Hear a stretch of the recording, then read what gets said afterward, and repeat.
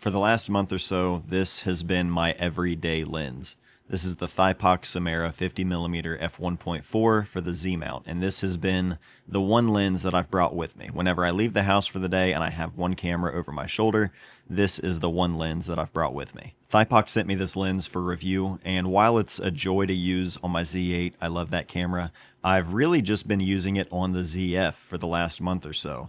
This is a ZF loaner that I've had for a couple of months. I'm about to send it back, so while I had it, I just felt like it was a perfect fit for this lens. I think Thypoch lenses in general, not just this one, would appeal to a lot of people who might naturally gravitate towards the ZF for what it is. So you're going to see a lot of photos from this lens today in this review. Just know that 98%, if not all of them, were actually made with the ZF. I'll probably also share some closing thoughts on the ZF before I send it back. I'll share that at the end of this video as well. It's a 50mm lens with an aperture range of f1.4 to f16, and there are 14 aperture blades. The aperture can also be declicked as well. I like that this is an option and that it's not just declicked or clicked one way or the other. You've got a minimum focus distance of 1.5 feet or 45 centimeters. The lens is built with 8 elements in 6 groups. If you know what that means, I don't. You've got a 49mm filter thread, a focus tab on something that isn't an M-mount lens, more on that later, a bayonet-mounted lens hood, and the lens weighs 308.5 grams. That's plenty of information on the lens itself, but how does it perform? Let's talk about what I like and dislike about the lens. Number one, what I like about the lens at the top of the list is the image quality and the look that you get from the lens. I think that's the most important thing when it comes to using a lens anyway. Not the only thing, which we'll discuss, but image quality. I love the look that I get from this lens. It's great from wide open at f1.4 all the way stop down. We will talk about stopping this lens down in a little bit. But optically, I love the look of the lens, especially wide open. This is a lens that I think you really want to use wide open. Not for every kind of subject matter, but you'll find yourself wanting to shoot things that will work well when shooting wide open. It just has such a classic look to it. Though it handles chromatic aberration, flaring, things like that really, really well. For an everyday lens, for a portrait lens as well, I've just really come to love the look of this lens. Next thing I really like about the lens is the size. For me, that's going to go a long way in how much I actually use the lens day to day. No matter how much I love the look of a lens and how nice it is, if it's a big, bulky lens, I'm far less likely to just carry the camera with me with that lens over my shoulder for the day. And again, for an everyday kind of camera like the ZF, at least that's how I've been using it while I've had it. This is sort of a side tangent, not related to just this lens in particular, but I have found myself enjoying using digital more when I'm using a manual focus only lens. From my experience, the thing that has sort of bridged that gap in terms of just like the shooting experience the most has been using a fully manual lens like this. I don't know, for just regular day-to-day shooting when I'm not on the job or something, I've just come to really enjoy that. Anyway, moving on, what do I not like about this lens? I know I only said 2 things, those are really big things. The dislikes, your mileage may vary. This is what I don't like about this lens. The focus tab, let's talk about this. I thought about this, and maybe if I'm wrong, I'm sure someone will correct me in the comments, please do. Is this the first time there's been a lens that isn't native M-mount that has a focus tab?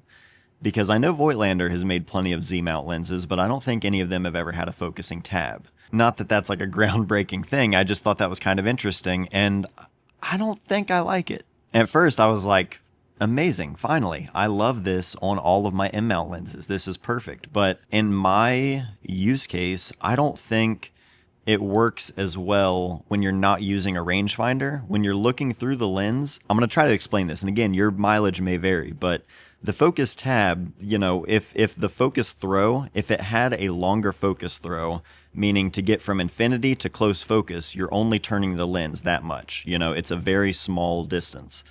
If you had a longer focus throw, which I think is really helpful if you're focusing through the lens. by looking through the lens. If you're not using a rangefinder, for me, I have found personally that when I'm shooting wide open, even when I punch in for manual focus and the focus peaking is turned on, it only takes such a small amount to move that plane of focus, especially when you're shooting up close, that I've found that I just sort of override that and like hold on to the lens itself. And I think if this lens had a longer focus throw where you could really be nice and slow and precise, obviously they make it in M mount as well, but I think a Z mount version, if you're going to make a version that's native Z mount, a longer focus throw, and maybe ditch the focus tab altogether because of that. Otherwise, your tab is going to be rolling all the way around the lens. To me, I think that would just make focusing a smoother experience when you're looking through the lens. Again, that's a small thing. And one more small thing that Nathan Hirschler is the one who pointed this out to me. I didn't even really notice it. Again, as I talked about, I've mostly been using this lens wide open. It has such a nice look to it. But he pointed out that, you know, if you go from f1.4 to f2, you've got third stop clicks in between, and then from 2 to 2.8. so on and so forth. But as you go further down, once you get to 5.6 to F8, there's a half stop. F8 to F11 is a full stop. F11 to F16 is a full stop. Not only are you losing the like solid clicks in there, which isn't really a big deal, you can still use the lens in between there. It's just not going to be locked in place. The travel distance of F11 to F16 and F8 to F11, it's such a small travel distance that it can be really easy to accidentally go from F8 to F11 or F11 to F16 if you're just out and about walking around, street photography kind of stuff. Digital camera, one stop difference, maybe it won't make a big deal in exposure, but you know, if you're setting your focal distance based on F11 or based on F16 and that gets bumped and you're not looking closely, could be something to look out for. It's something that I have not ran into personally, but I thought it would be worth mentioning because Nathan brought that up. And I don't know why that is. I'm sure someone can explain that as well in the comments because I don't know how these kind of things work, but why is it that some lenses, that's not an issue? As you stop the lens down, the distance travel is the same, but in some lenses it's not? I don't know. Why is that? Let me know in the comments. Also, the focus distance, you know, it's got this like dot scale as opposed to a traditional kind of scale that you would see on lenses, and I applaud them on doing something different. I don't know how practical it is in comparison to a scale, but it looks cool.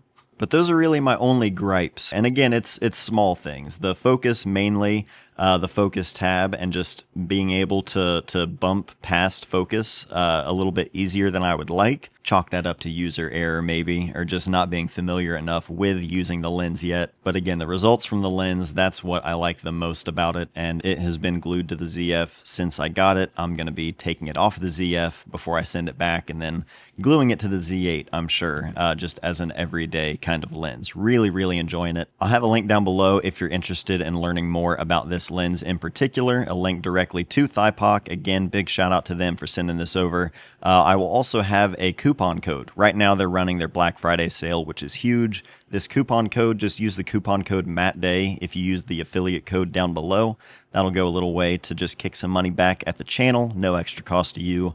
But if you use the coupon code MattDay, that'll give you an additional 5% discount that will stack on top of the Black Friday sale. So check that out while that's available. Links down below. Big shout out to them. I'll give some closing thoughts on the ZF while I have it here in front of me. I've got a little bit more to share before I send it off, so we'll get into that right after I tell you about the sponsor of this video, Squarespace. My website was built with Squarespace over a decade ago, and it has managed everything I've needed in my photography career since then. It was incredibly easy to get started just picking one of the dozens of templates that they have to choose from, dragging and dropping my portfolio into some galleries, and customizing everything to fit my style. Back then I was using my website mainly as my portfolio for my weddings and portrait photography. Nowadays I use that same website for self-publishing, so being able to sell my own zines and photo books and prints, anything I would like to sell, I can do all of that directly through my online store, physical or digital products. My email newsletter, being able to keep everybody up to date on what's going on over here, as well as when new books get put into the shop. No matter what your needs are, as a photographer, everything you need can be done with Squarespace, so I highly encourage you to check it out and try it out for yourself for free at squarespace.com. But when you're ready to launch your site, go to squarespace.com/MattDay. Use the code MattDay at checkout, and that'll save you 10% off your first purchase of a website or a domain. So thank you again to Squarespace for sponsoring this video and supporting this channel. Okay, let's talk about the ZF. This is one thing that I talked about last time we were discussing this camera. The ergonomics. I wasn't crazy about it. I said I was going to try something. Even though this is just a loaner that I'm about to send back, I bought the small rig grip because it came highly recommended by a lot of you, and I can see why. This has made a substantial difference in just everyday use. I love that it has the built-in Arca Swiss plate that works with all of the tripods that I use, and the fact that it just lets the camera sit flat. That's also just a nice bonus, a little bit of protection for the camera as well. If I were to buy the ZF, this would be an absolute must. I don't even own the ZF, and I bought it, so if anyone wants a used small rig grip, my DMs are open. Email, my website. I rarely get on Instagram these days. But that's made a big difference in just the ergonomics of the camera, which was one of the things that I wasn't crazy about.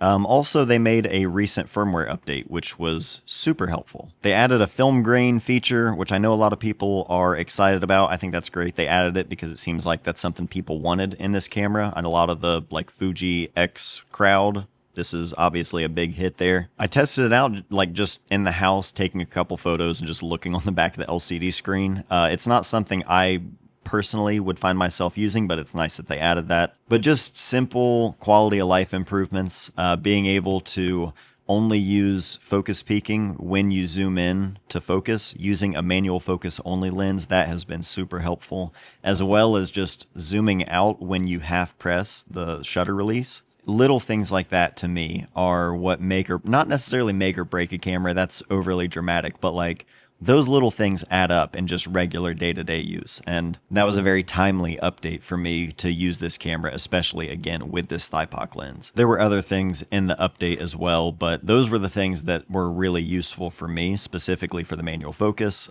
Shout out to my friend Chris Tellez, always the source of information I go to for anything Nikon related. So over the last year or so, that's been extremely helpful. Chris is a great dude. Check him out down below. I've come around on the ZF. You know, when it first came out, I thought that's great for everyone excited about it. It's just not a camera that I think I would enjoy. After just briefly seeing one, after spending some serious time with it, I can see why this has been such a hit for Nikon. It'll be interesting to see where they go from here. They just came out with a new silver model, which looks so sick. I'm a sucker for silver cameras. But they just came out with that, so I would assume they're not in any hurry for a Mark II, and I don't think that this camera needs a revision anytime soon. That's sort of the beauty of firmware updates and being able to continually improve, you know, the cameras and the features that they have. It'll be interesting to see where they go from here, but I'm going to be packing this up now. Got to ship it back at the end of the month on the 30th, my birthday no less. The world is cruel. Thank you all for watching this video. I really appreciate it. If you have any further questions at all, we can keep the conversation going down below. But that's it for this video. So thank you all for watching. I love you guys, and I'll see you next time.